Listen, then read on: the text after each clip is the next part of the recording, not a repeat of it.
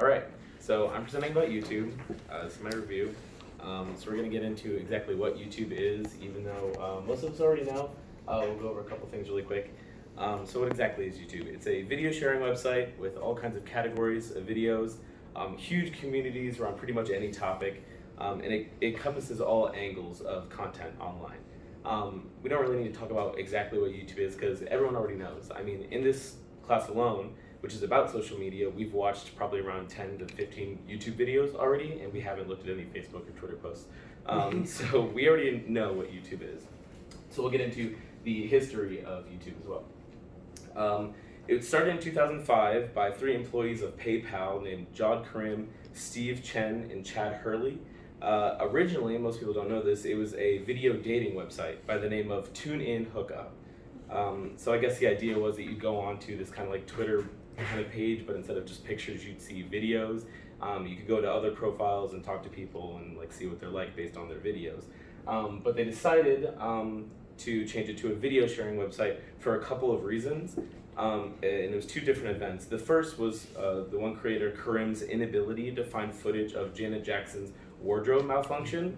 And the second was Hurley and Chen were unable to share video footage of a dinner party due to email attachment limitations. So they really made a website for just basically to find videos easier. They wanted to see Janet Jackson and they wanted to share videos with each other, and they made a website where you really can do that. We really do that all the time now. It was bought a little less than a year later by Google for $1.65 billion, which is kind of a lot, especially at the time for a video sharing website, which kind of paved the way for any kind of website like its kind to be bought for that much in a little less than a year is kind of breathtaking. So now we're going to talk about the purpose of YouTube, which we hit on a little bit already. But the main purpose is to make content more easily and widely available, of course, and to make all forms of content from educational to entertainment to anything, pretty much for anyone. It's the default sharing platform for any YouTube, for any video. For example, the walk portfolio and for the senior portfolio that we'll do, we're recording videos, and one of the ways you can turn it in is by uploading it to YouTube and simply sending them the link, which is really indicative of an all-encompassing default video platform. And another main reason for YouTube is to make money. Of course, it is a business, and they monetized YouTube very well. So what they do is anyone can become a creator. You can go onto YouTube, you can make videos, and the way that they inspire people to make content that's actually worth viewing is because you're able to monetize your videos, and you can upgrade your production value. You can upgrade, pretty much anything in the process to make content that people actually want to go and see, and people actually want to put ad revenue on, and that's how most videos make their money, is through ad revenue, and that's how Google makes their money in general. So next we're going to talk about the analytics. So some analytics about YouTube is that they have nearly 2 billion monthly logged in users, which is an insane amount. And that's only logged in. This doesn't include people who, if you just go on a random computer and type in YouTube and look at a video, you're not logged in. If you're on a shared account, you're not counting all the users on that account. So that's a very large amount of the population in the world, 2 billion monthly logged in users. It reaches more adults under 50 on mobile alone than cable or broadcast TV networks. And that's just on the mobile app, so like a tablet or a phone, not the laptop, internet browser YouTube, or desktop YouTube. This is just on mobile, which is a crazy thing to think about. With only like 10 years or 15 years into YouTube, that it's kind of taken this traditional TV monolith that we've all grown and people have grown up with, and it's taken their audience by storm. YouTube is the world's 3rd most visited website, trailing only behind Google and Facebook. And I really don't count Google because Google's like the first thing you open up when you open up the internet. It's kind of synonymous with the internet. You don't go to Google to find information, you go to Google to find a website to find information. So it's really just behind Facebook in my opinion. And this is really crazy. YouTubers upload 400 hours of video every single minute. That's every minute. So that's 576,000 hours in one day. So it would take you roughly 24,000 days or 65.7 years to watch all of the content uploaded just today. And it's like 1 o'clock, so we still have about 12,000 hours left to go today. And just for the sake of big numbers, all the content that will be uploaded in a year will take you roughly 210,240,000 hours to complete, or 8,760,000 years to watch. So you will not only watch all the content uploaded today in your life, but you'll never watch even close to a fraction of all the content uploaded on YouTube. So collectively, people spend more than 1 billion hours watching YouTube each and every day, and 46,000 years of video per year. That's a lot. This is more than Facebook and Netflix combined. Now we're going to talk about the users of YouTube. 73% of U.S. adults use YouTube, which is almost about 3/4 of all adults. But that's just in the U.S. And about gender, so we can see the statistics for 15 to 25 is about 81%, which is 4/5 of people in that age bracket. And then it declines. But what's really surprising to me is that just over half, 58% of people 56 years and over, also use YouTube. And we don't really see that for any kind of social media or internet use, really. But YouTube is just so synonymous with, let me find it online, and you see YouTube right away. It's kind of crazy to me. Gender statistics were a little bit less conclusive. I found stats that said that there's more than 50% females on the platform, of the platform is 50% female. But then I found that it said that another statistic said 60% of YouTube users were males and 38% were females. But then I also found a statistic that said 78% of US males use YouTube and 68% of US women use YouTube, which really doesn't add up to either of those statistics in my opinion. So I couldn't really find a very viable source, but I think it's somewhere in the middle.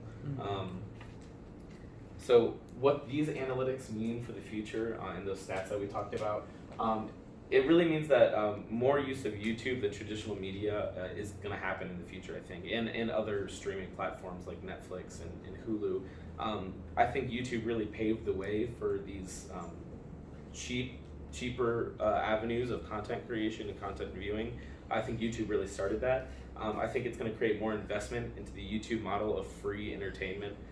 And it's a much more viable way to reach more of the population. I mean, 2 billion people monthly, that's not even all of their users, is a lot of people, and it's a lot more than traditional media will ever be able to encompass.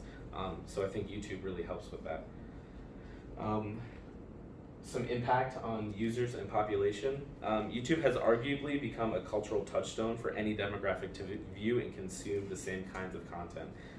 And different kinds of content. So any kind of community that you want to go on and find something for, you might be into beauty creators, and you go, oh my gosh, do you watch James Charles? Or you'll be like a workout buff, and oh my gosh, you know that guy who has a really good workout ideas, and maybe you like gamers, and there's a whole bunch of YouTubers up here. I think this is a pretty old picture, but it really is a place where anyone can go to find exactly what they want to find and connect with other people on a deeper way. More people watch YouTube than cable TV every year. I just want to stress that because TV cable has been such a long-standing staple of American culture ever since it became the thing that took down radio. It gives more people a place to find common grounds and explore new interests, and allows communities to really grow. Next, we're going to talk about some pros and cons, and this is where we get into some of the negatives. So it's easily accessible. You have a really big potential to go viral, easier than before. More people than ever are making their own content and then breaking into like the A-list celebrity range. Everyone uses it. Videos on pretty much anything. You can learn a lot from these how-to videos. It's free, and there's endless entertainment, as we suggested with the 8 million years of watching or whatever. But some cons are that it's very addictive. People can go for hours and hours watching YouTube videos. And the reason for that is because it's all algorithm based, and they're working on this algorithm. You might have heard of it before, but it's a way to get you to keep watching over and over, and it compiles a list of tags that you click on, and then it shows you the next video that it wants you to click on, and it kind of has a human psyche broken down in a way that it really gets you to keep watching for hours and hours and hours. Some other negatives are that there's a lot of inappropriate content for children, and it's because there's so many hours of content uploaded to this website, there's no way they can moderate it all. So if you search for a while on YouTube, you can find some really creepy content specifically aimed at children. I know Allie and I have talked about this before, but you can find some really creepy things on there. And the last thing that's probably the biggest con is that there's a lot of sexual predators. As we saw, 81% of people 15 to 25 use YouTube. So it's a place where people will go to talk to you in the comments and make you think like maybe you're into the same thing. So hey, talk to me, message me, and I think we've kind of seen this going down a little bit. But it's still a very negative thing about the website that I think they need to work on a little bit more. So my views on YouTube, I like YouTube a lot. I stopped watching TV probably when I was around 12 or 13 years old when I got my first laptop, and all I do is when I consume content is watch YouTube. I've got a lot of favorite YouTubers. It's where I get a lot of my news. It's where I learn a lot of things. It's paved the way for streaming age to thrive. I don't think a lot of these other streaming networks like Netflix and Hulu would have been able to charge as much as they do or get as much of a following if we didn't already have a culture of going online and finding a video. And I believe it and others like it will be the future of entertainment. So I actually had a conversation with my aunt many years ago. She used to be the like sports broadcaster on a network up in Northeast Ohio. And I told her when I was a kid, I was like, I don't think TV is going to last that much longer in the capacity that it does. She was like, that'll never happen. Like that's not true. It's not going to happen. I told her, I was like, I just think like the statistics and like the availability of it speaks for itself, that traditional TV and media isn't going to be able to succeed where they're charging hundreds of dollars a month for their packages where you can go on YouTube and watch arguably better content for free. So that's all I have for you. Are there any questions or comments, concerns? Well done.